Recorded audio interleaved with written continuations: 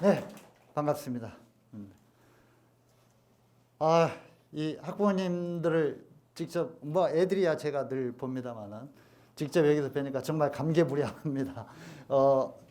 거의 뭐 2년 동안 6평, 9평 정시 지원 설명회를 한 번도 하지 못했거든요. 전부 온라인으로만 진행을 하고 이렇게 대면 설명회를 직접 하니까 정말 아주 감개무량합니다. 예. 아주 오랜만에 이렇게 직접 뵙고 이렇게 설명을 드리는 거니까 많은 도움이 되실 거라고 이렇게 믿고요. 제가 좀 마스크 좀 벗고 진행을 하겠습니다. 예, 발음이 좀 문제가 될 수 있고, 참고로 얼마 전에 저는 확진되었었습니다. 그래서 이미 이제 위험 구간을 지나왔기 때문에 학부모님들에게 옮길 위험성은 전혀 없습니다. 한번 걸렸었기 때문에. 괜찮습니다. 한번 걸려도 뭐 견딜만 하더라고요. 예. 제가 오늘 일부에서 6평 분석하고 6평 분석을 바탕으로 한 앞으로의 학습 전략 이런 것들을 우리 애들도 지금 뭐 우리 재원생이 한 400명 정도 되는데 지금 방송으로 다 듣고 있습니다. 말씀드릴 거고 뒤에 이제 2부에서 메가스터디 입시 연구소장이시죠. 남영권 선생님이 아마 제가 말씀드린 내용에 대해서 좀 더 구체적인 어떤 자료라든가 이런 걸 가지고 보충 설명을 해 주실 거고 또 저는 수시 관련 얘기는 전부 이렇게 남 소장님에게 넘겼기 때문에 수시 관련된 내용을 유평과 관련시켜 가지고 분석도 좀 하시고 얘기도 좀 해 주시고 그럴 겁니다. 시간이 조금 걸릴 겁니다. 한 2시간 반 뭐 그 정도 걸릴 것 같은데 좀 인내심을 가지고 들어주시기를 바라고요. 6평 분석부터 먼저 좀 하도록 하겠습니다.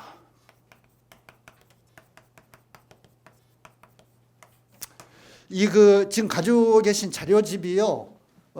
요즘은 자료집을 좀 각 사교육기관들이 좀 일찍 만드는 경향이 있어가지고 6평 시험 바로 보자마자 혹은 직전에 이렇게 컨텐츠를 만드느라고 실제적으로 응시생이라든가 컷이라든가 이런 6평과 관련된 분석 자료들은 들어가 있지 않습니다. 그냥 6평을 바탕으로 해서 앞으로 어떻게 공부해야 되는가, 어떤 입시 전형이 이런 요소들을 반영하고 있고 이런 게 중요하다. 그런 어떤 내용들이거든요. 그래서 자료집에 그런 내용이 있으면 제가 좀 생략을 해버릴 텐데 자료집에 그 내용이 없기 때문에 응시 인원, 뭐 난이도 이런 것들을 조금만 그냥 뭐 많이는 얘기 안 하고 얘기를 하도록 하겠습니다. 일단 6평은 응시생 중심으로 볼 때 응시생은 고3 재학생은요 지금 현재 올해 수능을 보는 고3 재학생은 전년도 재수하고 있는 전년도 고3 생들보다도 출생 인원이 17,000명 정도 적습니다. 그러니까 물론 이제 고3 재학생들은 수능 응시 인원이 줄어드는 거죠. 자동적으로. 그러니까 고3 재학생은 올해 수능에서 약간 수가 한 12,000~13,000명 이 정도 이렇게 줄어들 걸로 예상이 되고 있는데 그런데 특징은 올해 수능에서 예상되는 특징은 예년보다도 재수생 응시 인원이 상당히 많이 늘어날 것 같아요. 이건 여러 가지 요인이 있는데 아마도 뭐 잘 알고 계신 것처럼 작년에 이제 우리가 처음으로 선택형 수능이라는 걸 봤잖아요. 그러니까 국어 수학에서 선택이 있었는데 그 선택형 수능에서 내가 굉장히 뭔가 물먹었다. 나는 굉장히 이거는 잘할 수 있는데도 불구하고 엉뚱한 수능 체제 때문에 나는 그냥 굉장히 뭔가 불리한 어떤 그런 상황에서 입시에 실패했다. 이렇게 느끼는 애들도 있고 또 한편으로는 이건 뭐 굉장히 언론에서 많이 나오는 얘기입니다만 지금 코로나 기간 동안 애들이 학교 수업을 제대로 못했잖아. 그래서 실질적으로 고등학생들의 학력이 많이 떨어져 있어. 그러니까 올해 고3도 뭐 엄청나게 학력이 떨어져 있다는 분석이 많이 나옵니다. 그러니까 우리 재수생도 여기 재수생들인데 너희 조금만 열심히 하면 대박 터뜨는 거야. 이 고3들이 다 바보들이야. 그래가지고 그래서 지금 재수하는 애들이 우리 경쟁자들인 잠재적 경쟁자들인 고3이 만만하기 때문에 재수하면은 좀 이렇게 결과가 좋을 것이다. 이런 어떤 예측들을 하기도 하고 작년 수능에서 불리했다고 느끼기도 하고 이러면서 재수생 숫자가 엄청나게 늘어났습니다. 그래서 재수생은 상당히 증가하였다. 이게 이제 올해 응시 패턴으로 나타나는 것이고요. 이렇게 볼 때 재수생은 대체적으로는 수시 조건은 뭐 모든 조건이 다 끝나 있잖아. 이건 뭐 바꿀 수 있는 게 아무것도 없으니까. 그러니까 대부분 정시로 몰린단 말이에요. 그렇게 보면은 정시에서의 경쟁률이 상당히 올라갈 가능성이 있고 그리고 특히 재수생들은 요즘은 잘 아시는 것처럼 대학을 못 가가지고 재수하는 게 아니잖아요. 여기 있는 애들도 다 그렇습니다. 내가 대학을 가기로 맘먹으면 뭐 갈 수 있는 대학은 원서만 내면 받아주는 데 굉장히 많아요. 실질적으로 지금 우리 대한민국은 어떤 현실이냐면은 고등학교 졸업생과 졸업생 숫자와 4년제 대학 정원이 거의 비슷해지는 이런 수준으로 가고 있어. 그러니까 대학 가는 건 아무 어려움이 없는데 내가 가고 싶은 대학을 못 가서 재수를 하는 거죠. 이런 것 때문에 재수하는 애들의 상당수는 아무 데나 원서를 넣는 것이 아니라 상당히 상위권 대학으로 이렇게 그 몰리는 경향, 이런 것들이 올해 그 6평부터 이렇게 뭔가 분석을 해보면 그런 어떤 경향이 나타나고 있습니다. 여러 가지 어떤 그런 사교육기관의 예측에서도 그런 점들이 나타나고 있고, 이런 면에서 볼 때 소위 인서울이라고 부르는 15위권까지의 대학, 뭐 제가 안 써도 다 알고 계시죠. 스카이, 서성, 한리, 중경, 외시, 동건, 홍숙, 여기까지. 그러니까 인서울대학이라고 하는 뭐 무슨 대학 하면 이렇게 알아주는 그 대학까지는 상당히 정시 경쟁률이 올해는 올라갈 것으로, 재수생들이 많아지기 때문에 정시 경쟁률이 상승할 것이다. 경쟁률 상승이 예측된다. 특히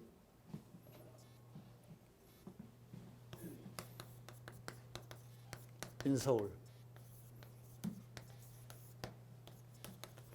상위권 대학.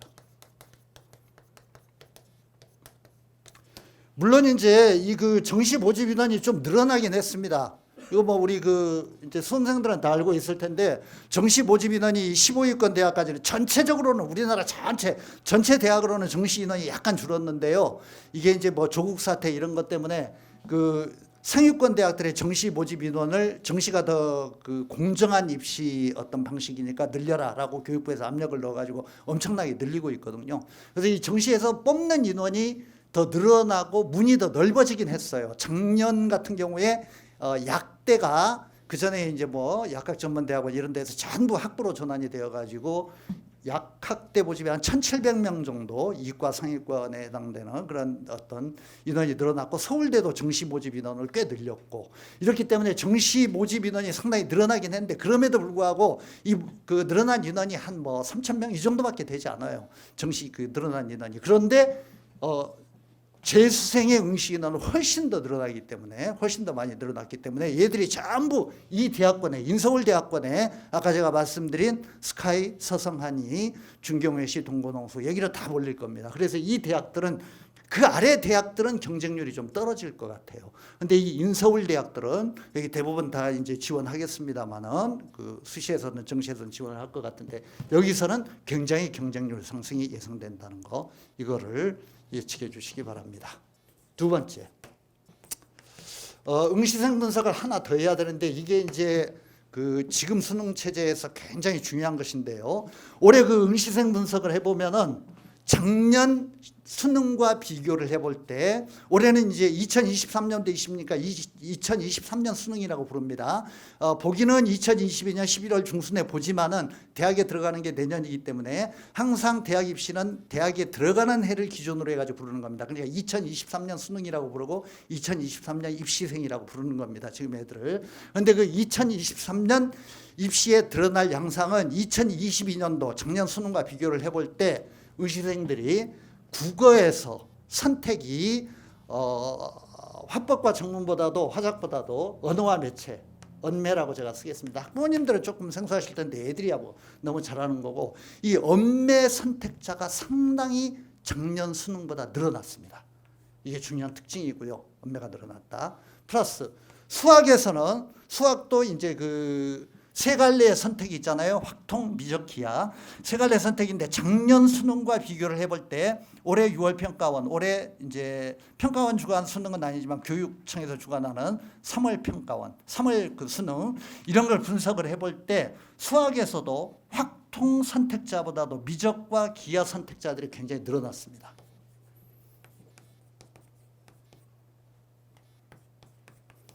기하 선택자가 늘어났다. 이게 얼마나 늘어날지는 실제 수능을 가봐야 알겠지만, 현재 3평과 6평에서 드러난 걸로는요, 작년 수능과 비교할 때 요거는 11% 정도, 언어와 매체 선택자들이 늘어났고 미적 기하는 한 5%에서 6%. 이 정도 늘어났습니다. 이게 늘어난 이유가 뭐냐면요. 이걸 설명하는 거 아주 복잡한 개념인데 그냥 요점만 간단히 말씀드릴게요. 이 언어와 매체, 미적과 기하를 선택을 하면은 원점수가 똑같아도 표준 점수라든가 백분위 점수가 올라갑니다. 더 유리해요. 그렇기 때문에 애들이 이걸 많이 선택하는 겁니다. 그러니까 똑같이 원점수 80점을 얻었다 하더라도 그 80점을 백분위라든가 표점으로 계산을 하면 이 선택한 이 과목을 화작을 선택한 애들보다 언매를 선택한 애들이 점수가 더 올라가요. 그건 학부모님도 알고 계실 텐데 애들이 수능 성적표를 받을 때 원점수라는 거 내가 뭐 2점짜리 몇 개 받고 3점짜리 몇 개 받고 이 원점수는 안 나옵니다. 표점하고 백분위 점수만 나오는 거야. 근데 그 표점 백분위 점수가 원점수가 같은 애들 중에서 요걸 선택한 애들이 점수가 더 올라가요. 훨씬 유리한 겁니다. 그러니까 정시에서 합격서는 수시는 좀 뭐 등급이 더 많이 관련이 됩니다만 정시에서는 0.5점, 1점 이런 차이로 막 그냥 합격 불합격이 갈리기 때문에 이거 엄청난 차이죠. 그래서 애들이 전부 여기로 도망을 가고 선택을 하는 겁니다. 이 언어와 매체 미적 기하 선택자들이. 그리고 이거는 아주 근본적으로 해소가 될 수 없는 아주 본질적인 문제입니다. 왜냐하면은 이게 자칫 착각을 하시면은 여기 이제 공통 과목이 있습니다. 국어 같으면 독수와 문학이죠. 그리고 국어에서 이제 선택이 있죠. 화작과 언매. 이걸 너무 크게 그렸나? 3분의 1인데 왼쪽 네모에 이렇게 돼 있죠. 수학 같으면은 수원 수투고 이제 75점이 그리고 이제 이쪽이 확통 미적 기하 이렇게 25점을 선택을 하게 되어 있잖아요. 그런데 이게 선택 과목에서 난이도 때문에 언뜻 생각하면 그렇게 착각을 할 수 있는데 이 난이도 때문에 유리하고 불리한 게 발생하는 게 전혀 아닙니다. 이거는 점수 보정을 다 합니다. 그러니까 이쪽에 내가 선택한 과목에 무슨 뭐 확통과 미적과 기하 사이의 난이도 차이, 화작과 언매 사이의 난이도 차이 이건 아무 의미가 없어요. 쉽고 어려운 건 아무 차이 없어. 그건 점수를 다 변환시켜. 그런데 무엇 때문에 점수 차이가 나냐면은 이 응시 집단들 사이에 가령 언매 집단이 있다. 언어와 매체를 선택한 애들의 공통 부분에 그 독서와 문학의 점수 전체 집단 어떤 그런 평균이 다른 걸 선택한 애들보다도 화작을 선택한 애들보다 점수 자체가 높아. 이 부분이 높다고. 다른 어떤 공통 과목의 점수 분포가 높기 때문에 이것과 연결시켜가지고 이쪽 점수 산정을 하면 자동적으로 이쪽이 올라가는 겁니다. 그런 구조로 돼 있어. 수학도 똑같아요. 그런 원리입니다. 그러니까 이 미적과 기하를 선택한 애들이 이쪽에 공통해서 수원 수투에서 얻는 점수 분포가 더 높아요. 수학에서 다른 확통을 선택한 애들보다 문과 애들보다도 이쪽에서 공통 과목을 더 많이 점수를 얻기 때문에 그것과 연관시켜가지고 이쪽 점수 산정을 하면 전부 다 점수가 올라가는 겁니다. 표점과 백분위가 다 올라가요. 그래서 이건 어쩔 수 없는 겁니다. 작년 같은 경우에는 이 점수 차이가 작년 6평에서는 5점, 6점까지 차이가 났었는데 이거 엄청난 차이거든요. 그래서 평가원에서 그냥 어떡을 하고 깜짝 놀래가지고 이거를 점수 차이를 줄이는 방향으로 수능 출제를 하려고 엄청나게 노력을 했어. 그래가지고 그거는 이제 그걸 줄이는 방법도 굉장히 다양합니다. 그러니까 뭐 공통 과목의 난이도 분포라든가 선택 과목의 어떤 그런 난이도 조절이라든가 복잡한 과정들이 있는데 어쨌든 그렇게 해가지고 줄여서 1점, 2점, 3점 한 2점 정도 차이가 나도록 만들었어. 근데 그게 아마 최선일 것 같아. 더 이상은 조정이 불가능할 겁니다. 그런 면에서 하여튼 큰 결론만 말씀을 드리자면은 언어와 매체, 국어에서 언어와 매체, 수학에서 미적과 기하를 선택한 애들은 무조건 유리하다. 이거는 말씀을 드려야 될 것 같고요. 어쩔 수가 없습니다. 이건 현실이기 때문에 이거 모집단, 이거 공통 과목의 점수 자체가 높기 때문에 그렇게 나올 수밖에 없기 때문에 이거는 뭐 다른 식으로 고칠 수가 없는 거고요. 교육부라든가 평가원에서 아무리 노력을 해도 이거 어쩔 수가 없는 겁니다. 그래서 무조건 유리한데 저는 이렇게 말씀드리고 싶습니다. 이게 무조건 유리하다고 해서 수험생들은 내가 지금 확통 공부를 하고 있고 내가 지금 화작 공부를 하고 있는데 지금 바꾸는 건 말도 안 되는 거야. 이거는. 알았지? 그러니까 내가 할 수 있는 걸 선택해가지고 시험을 잘 보는 게 중요한 거지. 유리하다고 그래가지고 그쪽이 그냥 막 몰리는 건 좋지 않은 겁니다. 그러니까 그냥 내가 하던 공부를 그대로 하되 이쪽이 유리하다는 것은 알아둘 필요가 있다라는 거. 또 하나, 이거 미적과 기하 선택 학생. 이미 이게 상당히 유리하다는 걸 알고 있기 때문에요. 문과 계열, 인문 계열 지망자 중에서도 사탐을 보는 애들 중에서도 수학을 미적 기하를 하는 애들이 좀 늘어났습니다. 아주 많지는 않습니다. 좀 늘어났고, 그리고 우리가 말하는 전통적인 개념으로 이과 애들 과탐과 함께 미적과 기하를 보는 애들이 나중에 지원을 할 때 인문 계열로 교차 지원을 하는, 유리하니까 점수가 표점이라든가 백분위가 굉장히 높기 때문에 교차 지원을 하는 애들이 상당히 작년에도 많았고 올해는 더 늘어날 것으로 예측이 됩니다. 올해 이게 이제 점수 산정상 유리하기 때문에 여기에서 문과 계열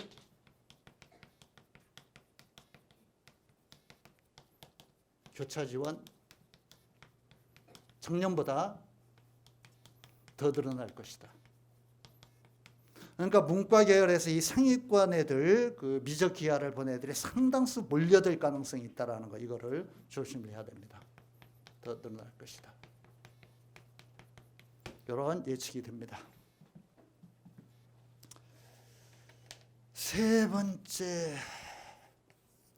난이도 문제를 좀 얘기를 해야 되겠는데요. 사실 이게 자료집에 들어가 있으면 다 그냥 건너뛰고 중요한 얘기만 할 수 있는 사항들인데 자료집에 이 얘기가 없어서 올해 그 6평의 난이도 분석을 해볼 때요. 이제 작년에 선택형 수능법부터 어떤 경향이 뚜렷이 이렇게 나타나는 것 같아요. 일단은 이거는 제 얘기가 아니라요. 많은 사교육기관들과 언론이 보도한 내용입니다. 언론들이, 사교육기관들이 올해 6평 보고 난 다음에 뭐라고 그랬냐면 쉽다라는 말이 많이 나왔어요. 그러니까 국어도 쉽게 출제되었고 영어도 쉬워졌고 탐구는 한두 과목을 제외하고는 전부 다 쉽게 출제되었고 이런 얘기들 많이 나왔어요. 이거는 제 말이 아니고 무슨 저 입시기관의 분석이고 저 언론에서 보도된 내용이고요. 그걸 먼저 써드릴게요. 수학을 제외하고, 수학은 작년 수능과 비슷했고 수학 외에 모든 과목이 전체적으로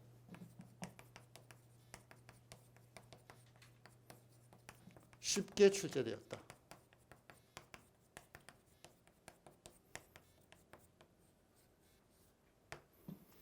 수학의 모든 과목이 전체적으로 쉽게 출제되었다. 그런데 제가 입시기관의 분석일 뿐이다, 언론의 보도일 뿐이다 라고 말씀드린 이유는 뭐냐면 저는 개인적으로 전혀 그렇게 생각하지 않습니다. 이거요, 쉽다고 했는데 이거는 쉽게 출제되었다는 게 뭐냐면 이게요, 완전히 작년 수능으로 인한 착시 현상이야. 작년에 수능이, 여기 우리 그 고3 때 이제 수험 받은 애들인데 충격 많이 받았지? 역대급 불수능이었습니다. 작년에 수능 보고 뭐 그냥 정말 애들이 엄청난 충격을 많이 받았고 역대급 불수능이 너무나 어려워가지고, 그래서 작년 수능이 어렵게 출제되다 보니까 애들이 그냥, 그리고 모든 사람들이 볼 때 올해 수능은 그냥 만만하다, 그냥 뭐 좀 웬만한 어떤 그런 저 6평, 올해 수능이 아니라 올해 6평은 그냥 그보다는 훨씬 더 난이도가 떨어졌다, 이렇게 분석하는 얘기들이 많은데 전혀 그렇지 않습니다. 그건 표점이라든가 백분위 이런 분석을 해보면 아주 뻔히 드러나거든요. 올해 6평에 제가 이거 숫자가 적으면 막 한없이 많은 얘기를 해야 되니까 그냥 불러드릴게요.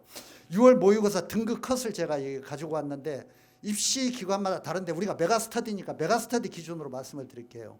국어에서요, 화작 선택한 애들의 1등급 컷이 86점입니다. EBS는 87점인데 86점. 1등급 컷이 86점.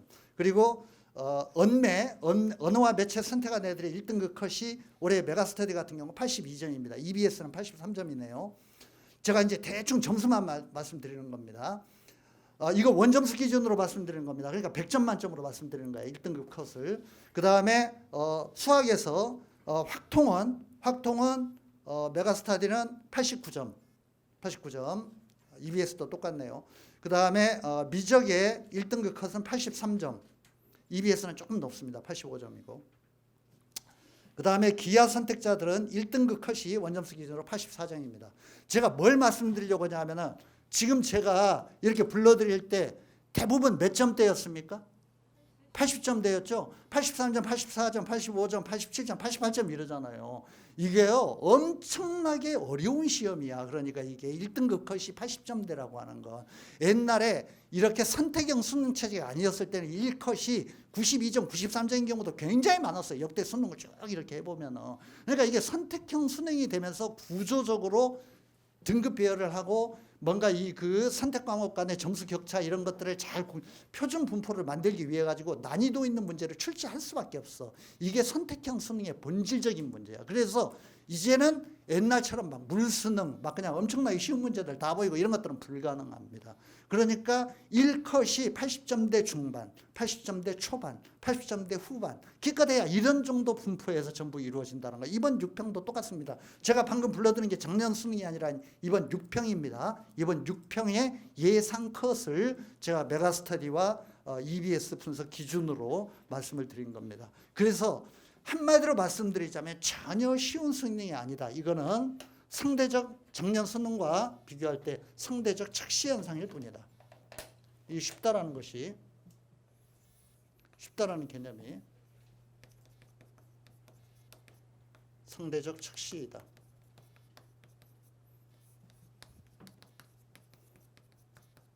절대 쉽지 않았다.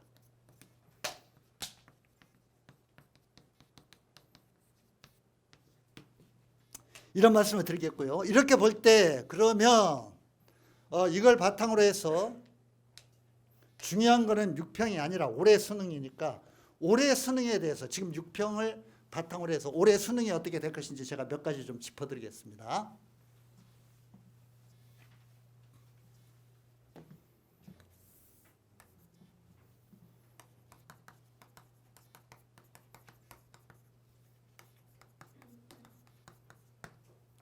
올해 수능 예측입니다. 몇 가지 말씀드릴게요.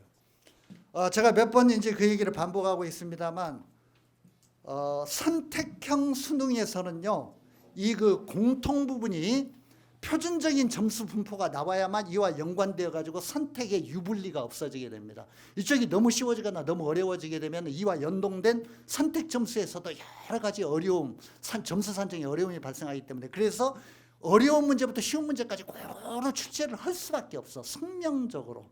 그래서 이제는 아주 쉽게 출제하거나 물수능 이런 것들은 불가능합니다. 선택형 수능에서는.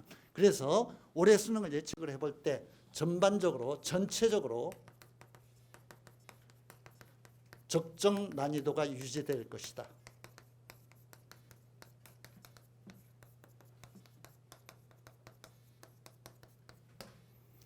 두 번째, 우리 애들이 좀 불쌍한데요. 이게 몇 년 전까지만 하더라도 한 3, 4년 전까지만 하더라도 EBS 연계율이 70%였거든요. EBS에서 70%를 출제를 하면은 실제로 애들이 공부하는 수능 특강, 수능 완성 이 교재에서 지문이라든가 문제 이런 것들이 그대로 나오는 경우가 꽤 있었어. 그러니까 수능 시험장에서 그거 보면 얼마나 반가워. 내가 보던 문제야, 내가 보던 지문이야. 이 자신감 있게 달라들었다고. 그런데 지금은 EBS 연계율을 상당히 떨어뜨리고 있거든요. 그 EBS 교재에서 그대로 문제를 낸다라는 게 애들의 운명을 좌우하는 대학 입시에서 교육적으로 올바른 건 아니죠. 좀 잘못된 거죠, 이게. 근데 이제 그동안에 사교육비 줄인다고 EBS에 너무 많은 무게를 실어 주었다가 이게 좀 이제 교육 전문가들이 너무 많은 비판을 하고 이러니까 이게 줄이면서 실제로 지금은 EBS에서 공부한 문제와 지문 이런 것들이 나오기는 나옵니다만 막 이렇게 눈에 띌 정도로 그냥 또 이거야 이런 건 없어졌습니다. 그래서 애들이 EBS 연계율이 현재는 50%라고 하는데 제가 보기에는 어떤 과목으로 볼 때는 50%도 되지 않나 한 3, 40%밖에 안 되는 이런 과목들도 꽤 있는 것 같고요. 그래서 애들이 체감으로 느끼는 난이도가 훨씬 올라갔어. 훨씬 더 문제가 어려워요. 옛날에 어려운 문제라도 EBS에서 보던 문제는 다 푼 문제고 보았던 개념이고 그러니까 쉽게 접근이 가능한데 지금은 그게 잘 안 되는 거죠. 그래서 EBS 연계율 저하로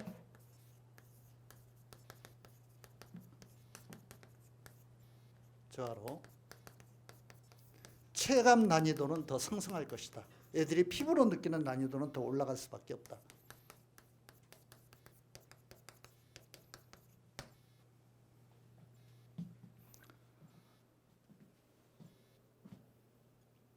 세 번째, 올해 수능 예측으로 이건 제가 아주 자신 있게 말씀드릴 수 있는 것이고요. 이렇게 될 겁니다. 세 번째로는 영어는 다른 과목이 아닌 영어는 쉽게 출제될 겁니다. 영어 어렵게 공부하지 마세요, 학생들.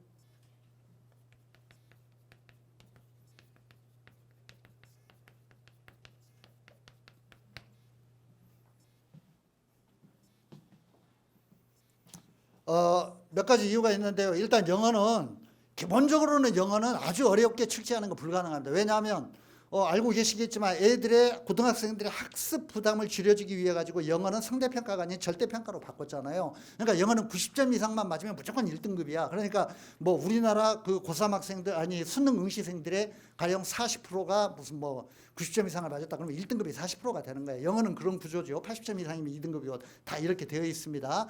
그런데 영어를 너무 어렵게 출제해가지고 1등급이 4%가 안 돼버리면 90점 이상이 4%가 안 돼버리면 이건 말이 안 되는 거죠. 등급 산정도 어려움을 겪게 되고 애들의 학습 부담을 줄여주기 위해 가지고 절대평가로 바꾼 취지가 완전 무너져 버리는 거야. 그러니까 영어는 어렵게 본질적으로 출제할 수가 없는 거야. 그렇다고 너무 쉽게 출제하면 애들이 공부를 안 하니까 이게 묘한 어떤 그런 그 균형을 잡아야 되는 거죠. 그래서 영어는 항상 패턴이 어떻게 되냐면은 매해요. 이거 거의 공식이야. 매해 업다운을 계속해.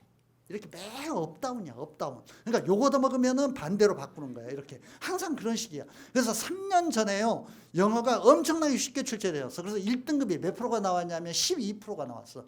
90점 이상이. 그러니까 엄청나게 요거도 먹었어. 이 영어 잘하는 애들이 도대체 이게 변별력이 있는 시험이냐, 뭐로 시험 보냐. 그러니까 훨씬 더 막 그냥 바꾼 거야. 이렇게 이제 그 다음에는 굉장히 어려웠어. 이런 식으로 이렇게 패턴을 바꾼 겁니다. 그래가지고 작년에 어려워졌어. 작년에 한 5.6%, 6% 뭐 이런 정도로 기억을 하고 있는데 작년에 조금 어려웠기 때문에 그래서 또 욕을 얻어먹는 거지. 너무 학습 부담 줄여준다고 하면서 이렇게 어렵게 출제하면 어떻게 되냐. 그러니까 올해 6평에서 쉽게 출제하는 경향이 나타났고 그건 그 작년 수능과 올해 수능이 이제 이 연관성을 가지고 이렇게 출제가 되는 거기 때문에 영어는 늘 이렇게 업다운을 이렇게 반복하는 거거든요. 그래서 작년에 점수가 좀 이렇게 문제가 어려웠고 업이 되었기 때문에 올해는 좀 다운이 될 거다, 쉽게 출제될 거다라는 거, 이런 것이 예측이 되고요. 아마 뭐 난이도 조절을 잘한다면은 한 1등급이 한 8%에서 10% 정도 나올 걸로. 그리고 다른 과목에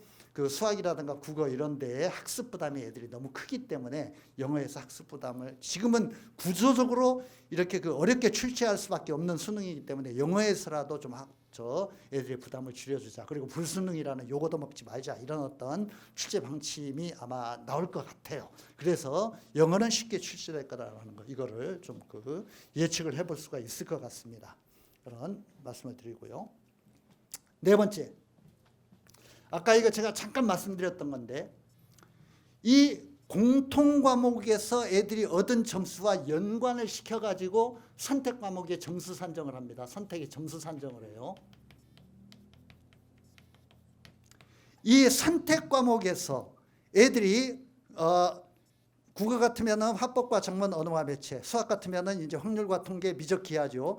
이 사이에서 난이도가 너무 많이 차이가 나버리면 애들이 엄청나게 애들과 학부모들이 저항을 하기 때문에 이거는 기본적으로는 난이도 차이를 많이 선택 과목 사이에 둘 수가 없어. 그러니까 어느 정도 대부분 비슷하게 점수를 얻도록 이쪽은 출제하는 거야. 그리고 이쪽에서 표준 분포를 만들어야 되기 때문에 어려운 문제부터 쉬운 문제까지 쭉 이렇게 배열을 하는 겁니다. 이쪽과 연결시켜가지고 이쪽의 점수를 산정을 하기 때문에 이쪽의 원점수라든가 난이도는 별 의미가 없어. 이쪽과 관련시켜가지고 점수 산정을 하는 거야. 그래서 이쪽은 항상 표준 점수 분포를 만들어야 되기 때문에 가장 어려운 문제부터 쭉 이렇게 배열을 하는 겁니다. 그런 면에서 선택 과목보다는 공통 과목에서 국어 같으면 이제 문학과 독서죠. 수학 같으면 수원, 수투입니다. 여기가 훨씬 더 어렵게 출제될 가능성이 높다. 공통 과목입니다. 국어의 경우는 문학 플러스 독서, 수학 같은 경우는 수원, 수투죠. 공통 과목이 어렵게 출제될 것이다.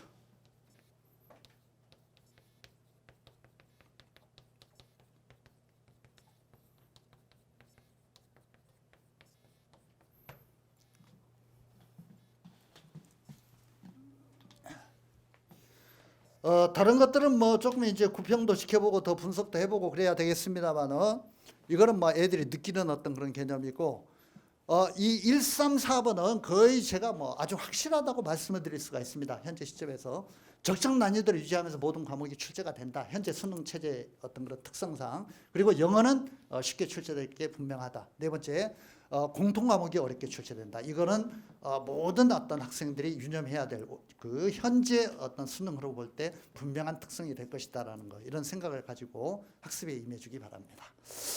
올해 6평 분석을 제가 좀 했었고요. 그러면은 이런 분석이 중요한 게 아니라 이제 시간이 얼마나 남았냐, 한 6월 중순 한 5달 조금 못 남았나요? 5달이 남은 기간 동안 어떻게 공부를 해야 될 것인가에 대해서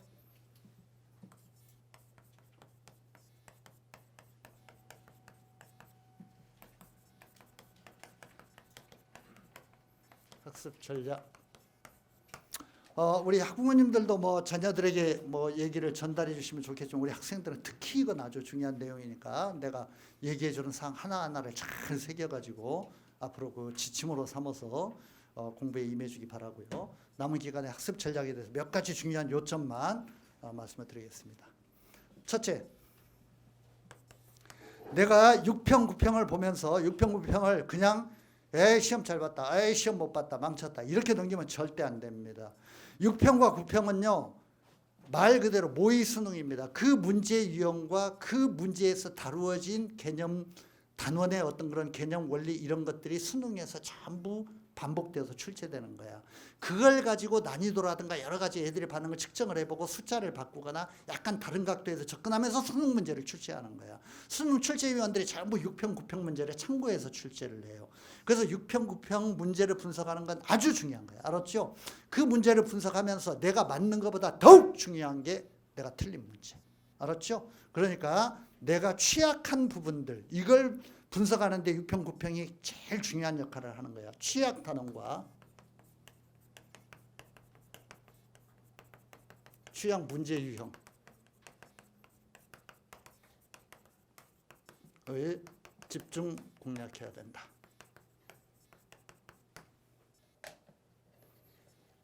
이걸 하기 위해서 6평, 9평을 정밀하게 분석해야 된다. 다시 한번 얘기하지만 내가 이 문제 맞았다, 이 문제에 뭔가 실력 없어서 틀렸다, 이게 중요한 게 아니야. 알았죠? 평가원 시험을 보고 나면은 내가 이걸 왜 틀렸는가, 어떤 개념을 이해 못하고 있었는가, 이 문제에 적용된 어떤 기본 개념과 원리가 무엇인가, 이걸 보강하기 위해서 무엇을 내가 더 공부를 해야 되는가, 이거를 철저하게 연구하고 그걸 반드시 피드백을 해야 돼. 알았지? 6평, 9평 정밀 분석이 필요하다. 두 번째, 두 번째 사안은 아주 우수한 학생들에게는 별로 해당이 되지 않는 얘기고, 중위권 조금 위에, 뭐 상위권도 조금 이렇게 상위권 아랫부분이라고 할 수 있는 우리 그 대부분의 우리 그 재수생들이 거기에 해당한다고 나는 생각하는데, 이런 사람들에게 내가 이런 학생들에게 주는 조언인데, 현실적인 공부를 해야 된다는 겁니다. 무슨 말이냐 하면은 이것도 뭐 입시 전문가들이 많이 하는 얘기인데, 수능 만점을 목표로 공부할 수는 없는 거고 그런 수험생은 대한민국에 없습니다. 그러니까 실제로 수능에서 전국 수석을 하는, 뭐 요즘은 이제 그 원점수로 만점을 얻는 애들도 한두 명씩 이렇게 나옵니다만은, 그런 애들이라고 해서 걔들이, 나는 이렇게 확신합니다. 수능에서 전국 수석을 하는 애들이 나는 정말 완벽하게 모든 공부 다 끝냈어, 어떤 문제든지 다 나와, 덤벼, 이런 애 아무도 없을 거야. 걔도 불안에 떨면서 도대체 무슨 문제가 나올까, 내가 몇 점이나 맞을 수 있을까, 이런 심정으로 시험장에 간다고. 누구나 다 똑같아. 내가 무슨 얘기를 하냐면은 완벽하게 공부를 끝내고 시험장에 가는 건 불가능하다는 거야. 알았죠? 어떤 사람도 그렇게 못하는 거야. 그러면 뭐냐, 할 수 있는 걸 하고 가는 거야. 할 수 있는 걸. 그러기 위해서는 어떻게 해야 되냐, 남은 기간 동안 내가 점수를 얻을 수 있는 부분에 집중 투자하고 쓸모없는 건 버리고, 이런 전략이 굉장히 필요한 거죠. 현실적인 공부를 해야 된다는 것입니다. 그걸 이렇게 정리해 드릴게요. 효율적으로 학습을 해야 된다. 효율적 학습이 중요하다. 점수 상승 가능성이 높은 부분을 공략해야 된다. 이거는 개인차가 워낙 크기 때문에 내가 일반적으로 얘기하기는 힘듭니다. 최상위권 같은 경우는 뭐 맨날 킬러 문항이라든가 아주 어려운 뭐 무슨 독서 지문이라든가 이런 것들이 문제가 될 테니까 그걸 집중 훈련해야 되겠죠. 그런데 대부분의 수험생들은 나는 여기에는 해당하지 않는다고 생각해요. 무슨 서울대 의대, 연대 의대 가려고 그냥 다른 의대 갔거나 서울대 합격했는데 재수하고 그런 애들은 이게 해당이 안 되는 거죠. 걔들이 킬러 문항 공부하고 뭐 그냥 뭐 아주 그 어려운 문항들 공부하고 뭐 이렇게 해야 되겠죠. 그거는 아주 극소수에게 해당이 되느냐고. 나머지 대부분의 수험생들은 남은 시간 동안 내가 점수를 어디에서 많이 얻을 수 있는가, 이거를 생각해야 되는 거죠. 이거를 개인차와 관련 없이 그냥 제가 보편적으로 좀 말씀을 드릴게요. 큰 틀에서 어떤 부분에 학습을 해야 되는지, 점수 상승 가능성이 높은 부분이 어떤 거냐, 제가 이제 그걸 말씀을 드리는 겁니다. 일단 국어는요, 이렇게 말씀드릴 수 있습니다. 국어는 최근 몇 년 동안의 수능 분석을 해보면은요, 독서, 즉 비문학입니다. 비문학보다도 문학의 정답률이 훨씬 더 높아. 이건 무슨 말이냐면, 문학이라는 건 컨텐츠가 정해져 있어. 시소설은 다 정해져 있는 거야. 스펠 이런 건 어디서 지문을 끌어오는 게 아니잖아. 애들이 다 본 작품을 가지고 문제를 내는 거야. 그렇기 때문에 정답률이 훨씬 더 높아. 역으로 말하자면 뭐야, 문학에서 점수를 잃으면 안 된다는 거야. 딴 애들은 다 문학에서 점수를 맞는데 따고 있는데 내가 여기서 점수를 잃으면 안 되는 거죠. 그런 면에서 국어에서는 비문학보다도 문학, 독서보다도 문학을 더 공부를 많이 해야 된다. 국어의 문학입니다. 국어의 문학. 더 학습 시간을 많이 할애해야 되는 걸 제가 이제 중위권 혹은 약간 그 위에 있는 학생들 중심으로 말씀을 드리는 겁니다. 수학에서는 제가 이 얘기를 하기 위해서 수학 선생님들하고 좀 이렇게 디스커션을 해보았는데, 4점짜리 아주 난이도 높은 킬러 문항 뭐 이런 것들을 포기하고 수원 수투에서 기본 계산이 되는 문제들을 절대 눈으로 풀지 말고 끝까지 계산을 해야 된다. 마지막 플러스 원, 뭐 마이너스 원, 이 숫자가 나올 때까지 딱 푸는 훈련, 이거를 반복 훈련을 해야 된다. 기본 문제, 수학 기본 문제 2점 3점짜리 문제 반복 계산 훈련, 반복 훈련, 끝까지 계산할 것. 중간에 그냥 이렇게 이렇게 되어서 이렇게 되는구나, 이렇게 해서 답이 나오는구나, 이렇게 하지 말라는 거야. 내가 직접 마지막까지 딱 이렇게 써야 된다는 거야, 답을. 거기까지 해야만 훈련이 된다는 겁니다. 이거를 반복적으로 하라는 거예요. 어차피 수학을 원점수로 만점 맞는 100점 맞는 애들은 전국에 한두 명뿐이 아무도 없어. 그렇게 공부하면 안 돼. 그러니까 과감하게 포기하고 얻을 수 있는 부분을 얻자, 이겁니다. 그런 면에서 아주 기본이 되는 2점 3점 문제들을 끝까지 계산하는 거, 그리고 그와 관련된 공식이라든가 개념을 끝까지 이해하고 파악하려고 노력하는 거, 이런 것들이 굉장히 중요하다. 영어에도 상당히 난이도 있는 문제들이 많이 나옵니다만, 저는 이렇게 생각합니다. 영어에서 듣기는 아주 기본적인 단어들과 기본적인 어떤 그런 문장 구조로 되어 있습니다. 그러니까 이거는 어떤 훈련만 조금 하면은 아주 득점을 하기 쉬운 부분이고, 점수 배점도 엄청나게 높아, 듣기가. 그러니까 이거는 절대로 놓치면 안 되는 거야. 영어 듣기는 반드시 내가 한 문제도 틀리지 않는다라는 그런 어떤 그 자세로 접근을 해야 된다. 마지막으로 탐구입니다. 제가 가장 강조하고 싶네요. 모든 수험생들은 내 학력이 높든 낮든 내가 현재 몇 등급이든 내 목표가 뭐가 되었든 탐구는 전력을 다해야 됩니다. 왜? 일단 탐구는 공부하면 성적을 쉽게 올릴 수가 있어. 컨텐츠 자체가 국영수에 비해서 굉장히 몇 분의 1밖에 안 돼. 과목에 따라 다릅니다만 한 3분의 1에서 5분의 1, 뭐 10분의 1 이 정도밖에 컨텐츠가 안 된다고. 그러니까 국영수를 10시간 공부할 때 이거는 2-3시간만 공부하면 금방 성적을 올릴 수가 있는 거야. 그러니까 이거는 전략 과목이야. 탐구는. 사탐이 되었든 과탐이 되었든 이거는 무조건 전략 과목이야. 전략 과목이다. 탐구에 집중해야 된다.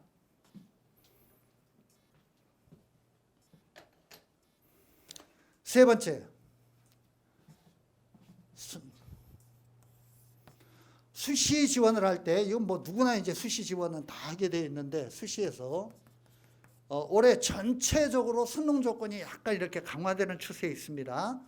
그러니까 수능 조건 관련 과목에 학습 시간을 늘려야 된다.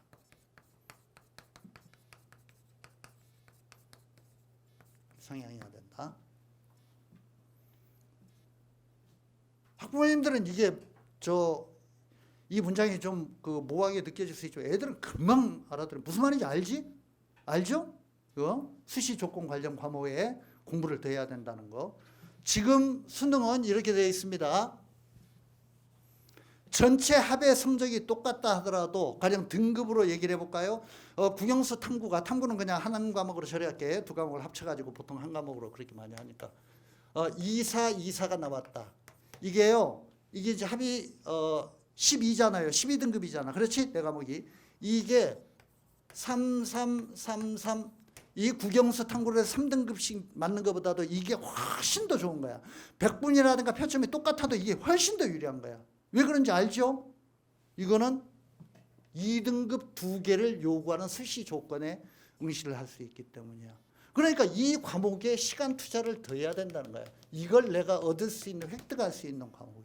아셨죠? 다른 똑같아요. 그거는 뭐 공부를 잘하든 못하든 이 원리는 동일하게 적용이 되는 거야. 그러니까 1313 이게 2등급을 4개 맞는 것보다는 훨씬 더 유리한 거야. 1등급 2개를 요구하는, 이거 많죠. 1등급 2개 요구하는 게.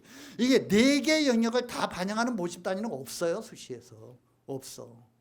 의대 같은 최상위 단위들도 3개 영역 정도야. 그러니까 3개 영역, 대부분은 또 이 2개 영역이야. 그러니까 1등급 2개면 엄청나게 유리한 거죠. 이렇게 얻는 것보다 이렇게 얻는 게 좋다는 거야. 그러면 이 과목에 시간 투자를 더 해야 된다는 거죠.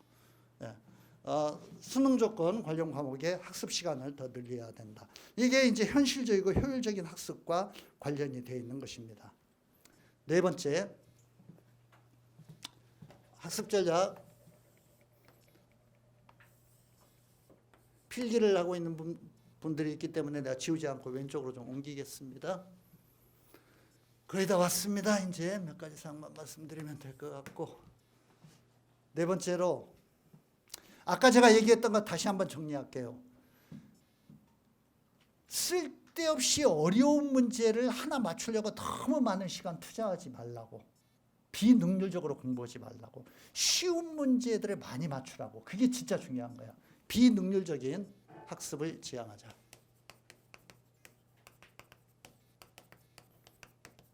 물론 이거는 최상위권 애들에게는 해당되지 않는 얘기입니다. 포기하자라는 거야. 지향이라는 단어가 여기 문맥상으로 지금 포기라는 뜻입니다. 포기라는 뜻이야. 일단요, 국어에서 독서에서 매해 애들을 괴롭히는 게 과학 지문이야. 독서의 지문이 비문학이 여러 문제, 이제 정치, 경제, 문화, 예술, 과학 이렇게 쭉 나뉘어져 있거든요. 근데 과학 지문이 항상 어려워. 그리고 사회 분야에서 경제와 관련된 지문이 이번 6평에서도 굉장히 어려웠어. 다 느꼈을 거야. 경제와 관련된 지문 굉장히 어려워. 가끔씩 나오는데 이런 것들은 그냥 포기해버리면 돼. 이거 다 맞추려고 공부하다 보면 다른 거 진짜로 해야 돼. 기초적인 공부를 못하게 된다고. 그러니까 국어 독서에서 과학, 사회 관련 난이도 높은 지문,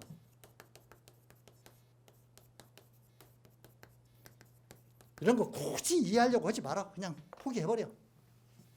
문제와 지문. 수학의 킬러 문항 29번, 30번. 그 다음에 수학에서도 그 어려운 문제가 나오는 어떤 그런 그 문항들이 있습니다. 문항들이 있어요. 22번, 23번 올해도 함수에 국한 여기에서 어려운 문제가 출제되었고 13번, 14번 이 부분에서도 어려운 문제가 나오고 정적분 문제가 어려웠었는데 이런 식으로 수학에서 굉장히 어려운 문제, 수학의 킬러 문항들.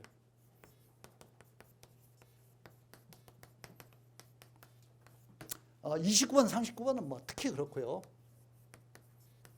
29번, 30번 여기에는 뭐 늘 이제 킬러 문항 4점짜리 문제에다가 어려운 문제들이 나오기 때문에 30번, 22번 이런 문제들 포기하는 것이 괜찮을 것이다. 그냥 점수를 얻을 수 있는 분야에 집중하고 나머지는 과감하게 포기하고 가자. 이런 말씀 드리고 싶고 그리고 또 개인차가 많이 있기 때문에 학습이라는 건 아마 지금 이렇게 고3 때까지 공부해봤으니까 다 알 거야. 내가 해도 안 되는 과목들이 있잖아. 나는 진짜 이 과목은 뭐가 좀 안 맞는다. 이거는 정말 안 될 것 같아. 그냥 포기해버려. 그냥 포기해버려. 그냥 다른 과목을 열심히 해가지고 수능 조건, 수시 조건 맞추고 그러면 되잖아. 그런 면에서 개인적으로 너무 힘든 과목, 개인적으로 아주 접근이 잘 안 되는 힘든 과목들, 이런 것들은 과감하게 남은 시간 동안 포기하는 전략도 생각을 해볼 만하다는 거 말씀드리고 싶습니다.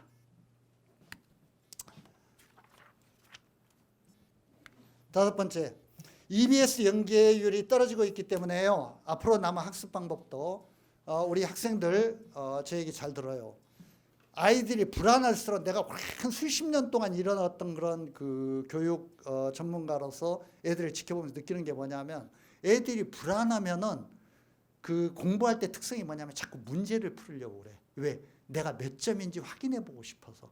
그런데 공부를 안 하고 맨날 문제를 푸니까 점수는 늘 똑같아. 근데도 자꾸 문제를 풀어. 왜?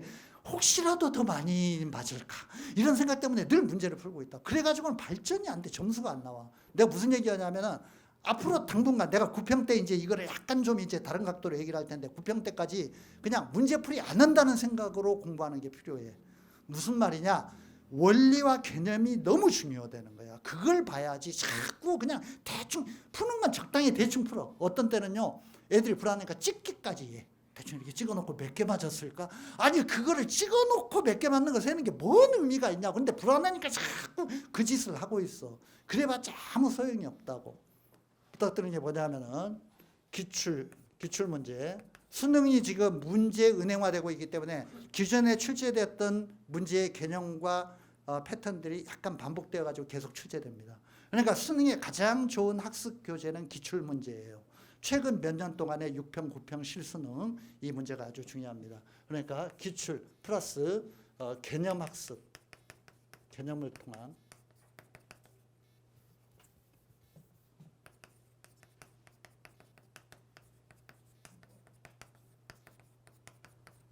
기초 다지기가 아주 중요하다. 그리고 이와 연결되어 가지고 여섯 번째, 이거는 EBS 교재에도 그대로 적용되는 거야. 잘 들으세요. 수능 완성, 수능 특강 공부할 때 이렇게 공부하면 절대 안 돼. 문제를 외우는 식으로 공부하면 절대 안 돼. 그 문제 그대로 절대 안 나와. 알았지? 그러니까 그렇게 공부하면 안 되고 이 문제에 적용된 개념이 뭐냐, 이 문제에 적용된 공식이 뭐냐, 이거를 반드시 파악을 해야 돼. 알았죠? 그게 중요한 거라고. 그리고 이 문제 유형이 뭘 궁극적으로 묻고자 하는 거냐, 그 문제 유형을 파악해야만 동일한 문제 유형이 살짝 각도를 바꿔가지고 출제가 되었을 때 맞출 수가 있는 거야. 그러니까 EBS 연계 교재를 공부를 할 때도 문제 자체를 보고 답을 외우는 거 이런 거 아무 의미가 없고요. 그래도 활용된 원리와 개념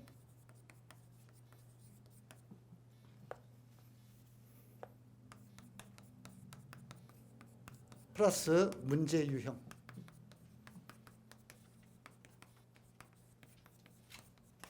문제 유형 파악 중심으로 공부를 해야 된다.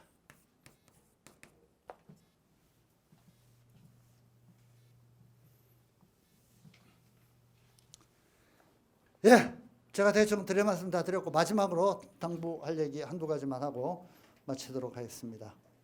일단 지금 6평을 여러분이 봤는데 아마 만족한 성적을 얻은 사람은 거의 없을 겁니다.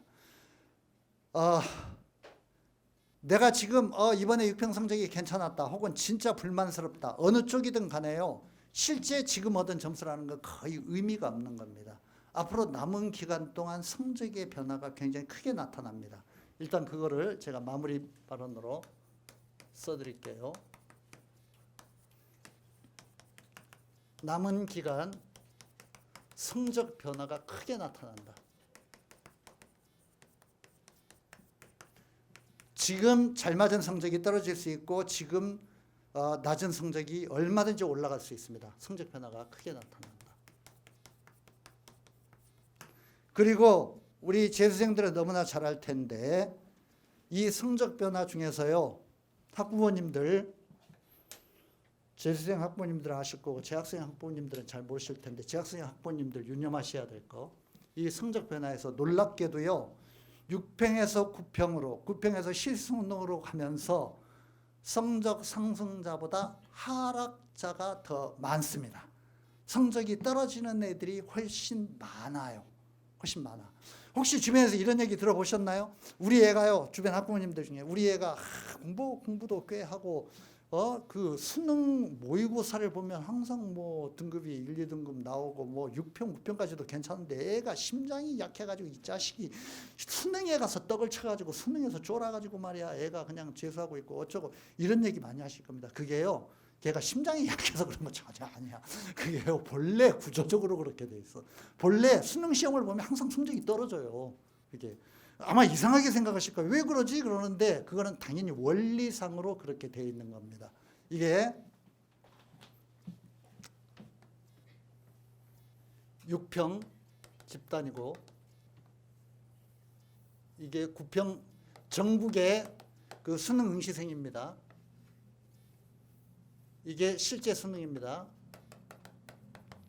이게 집단이 똑같으면은요, 집단이 똑같으면 올라가는 애들이 있고 떨어지는 애들이 있으니까 성적 분포가 전체적으로 보자면 똑같아야 되겠죠. 근데 이게 모집단이 바뀌는 거야. 응시 집단이 바뀌어.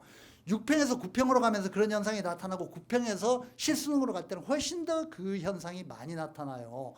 이 9평에서 실수능으로 가면서 어떤 저 현상이 나타나냐. 9평 응시자들 중에 상당 부분 8등급, 9등급에 해당하는 실업계 애들이라든가 이런 애들이 응시를 포기해버려요. 수능을. 시험을 안 봐버려요. 이런 애들이 항상 4만 명에서 5만 명, 5만 명 이상 이렇게 밑에서 빠져버려요. 그리고 9평까지는 나타나지도 않았던 반수생들. 아까 내가 얘기했던 서울대 다니다 의대 가려고 다시 시험 보는 놈들. 이런 놈들은 나타나지 않았다. 갑자기 이 자식들이 나타나는 거예요. 이렇게 위로 올라가. 그러니까 나는 가만히 있어도 저절로 내려가는 거야. 밑에 집단이 빠지고 위에 집단이 나타나니까. 항상 수능은 이런 구조로 돼 있어요. 그래서 수능을 보면 성적은 떨어지게 돼 있는 거야. 항상 실수능이 모의고사 때보다도 늘 떨어지게 돼 있어요. 이게 구조적으로 그렇게 돼 있는 겁니다. 그러니까 내 수능, 저 현재 모의고사 성적에 절대 안심하거나 만족을 하면 안 되고 많은 재학생들이 이것 때문에 무너지는 거예요. 그냥 어느 정도 내가 나오겠지 했는데 실제 수능을 보면 전혀 그렇게 안 되거든요. 이게 모집단이 바뀌기 때문입니다. 아마 우리 재수생들은 이걸 한번 경험을 해봤기 때문에 실제 수능이 얼마나 가혹한 것인가, 가혹한 평가가 이루어지고 얼마나 잘하는 놈들이 많이 내 경쟁자로 나타나는가 이거를 알고 있을 겁니다. 이런 면에서 이 성적 변화는 하락자가 더 많다. 제가 방금 더 말씀드렸고요. 물론 상승자도 있습니다. 상승자는 대부분 누구냐? 전부 재수생들입니다. 재수생이 꾸준히 다른 거에 흔들리지 않고 계속 공부하니까 이 상승의 어떤 그런 부분을 6평에서 9평으로 가고 9평에서 실수능으로 가면서 이 상승의 패턴은 전부 재수생들이 그리는 거예요. 그러니까 꾸준히 해가지고 열심히 해가지고 성적 변화를 만들어내야 되고 상승의 패턴을 만들어내야 된다. 역으로 얘기를 하자면 재학생들은 자기 성적을 믿고 있다가 이 패턴을 그리는 경우가 대단히 많다라는 거. 재학생들이, 고3 재학생들이 그런 면에서 재수생들이 열심히 하면은 자기 패턴을 만들 수 있다. 남은 기간 동안 성적 변화가 크기 때문에 최선의 노력을 다해야 된다. 두 번째,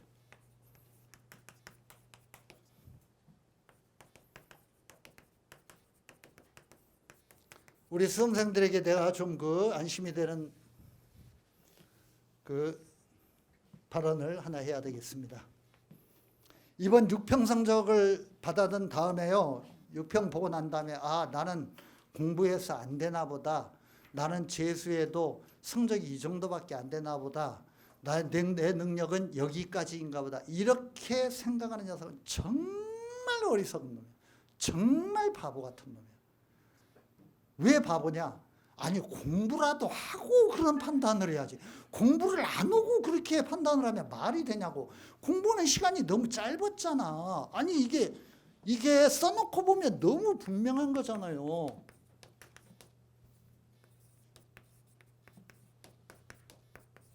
이 6평을 보는 시점이 어느 시점이냐면은 여기라고, 이 구간에서 여기까지 와가지고 시험 봤다고. 지금 이 시간이 이 시간 공부를 안 하고 여기까지 공부한 거 가지고 나는 된다 안 된다, 이게 말이 되냐고. 물리적으로 그렇잖아요. 내가 6평 3월 달에 공부 시작해가지고 1월 달부터 따지면 절반 정도가 남아 있는 거고, 3월 달 재수생활 시작하거나 무슨 3학년 고3 시작했다 3월 달부터 따지면 내가 공부했던 기간보다 11월 중순까지니까 훨씬 더 많은 시간이 남아 있는 거예요. 그렇잖아요. 그리고 잘 아시다시피 학습에는 항상 어떤 시험이든 간에 액셀레이터 효과라는 게 있는 거예요. 무슨 말이냐면 시험이 다가올수록 학습의 능률이 더 올라가. 긴장하기 때문에 내 집중력이 더 높아지는 거예요. 우리 부모님들 다 옛날에 실험해 보셨잖아.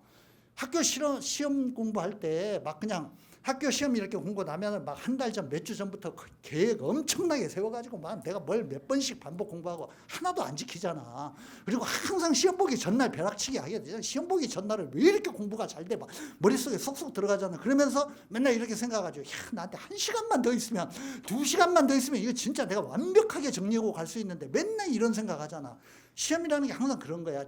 이게 닥치면은 학습의 능률이 올라가게 되는 거야. 이거는 내가 참 이런 패턴이 많이 발견이 된다고 그랬더니 교육학자들이 거기에 대해서 증언을 해준 바 있어요. 심리학자들도 교육적으로 그런 연구를 한 바 있어. 이게 사람이라는 게 그런 구조로 돼 있다는 거야. 근본적으로 어떤 그 시험이 다가올 때, 테스트가 다가올 때 긴장도가 높아지고 집중력이 높아진다는 거야. 그러니까 그런 식으로 따지면 여기 6평 볼 때까지 학습 어떤 그런 양보다도 뒤에 공부하는 게 몇 배가 된다고 볼 수 있어요. 앞으로 더 많은 시간이 남아있고 더 학습의 어떤 그런 그 이렇게 흡수력이 높아지는데 훨씬 더 많은 공부를 할 수 있는 거죠. 그런 면에서 지금의 점수는 별 의미가 없고 시간은 충분하다는 거예요.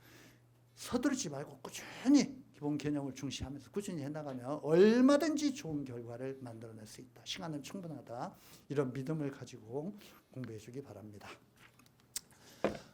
남은 시간 동안 꾸준히 하면은 고3생들이 수시가 어떻고 막 방학 때 뭐가 어떻고 뭐 그냥 이런 어떤 정신없이 뭐 휘말려서 작년에 다들 그짓 했지만은 그러다가 제대로 수능을 일정한 리듬으로 공부하지 않아가지고 다 무너졌기 때문에 그런 어떤 잘못을 잘 이렇게 분석을 하면서 올해 꾸준한 패턴으로 우리 재수생들이 공부를 해나간다면 반드시 그 치열한 입시 경쟁에서 승자가 될 수 있을 거라고 확신을 하고요. 이번 6평 분석뿐만 아니라 앞으로 또 9평 이런 것들이 남아 있으니까 그 과정을 통해서 더 남은 기간 동안의 학습 전략은 나중에 더 상세히 9평 설명을 통해서 안내해 드리고, 또 정시 시험도 보고 나면 정시 성적을 받아들고 난 다음에 어떤 최선의 조합으로 지원을 할 수 있는가, 이런 것도 우리가 끝까지 책임지고 상세한 안내를 해드리도록 하겠습니다. 딱 1시간 정도 걸렸네요. 우리 남인권 그 소장님 와 계시니까 필요하면 좀 그 많은 질문도 하시고 수시와 관련된 강연도 해주실 거니까 많은 도움 받으시기 바랍니다. 감사합니다.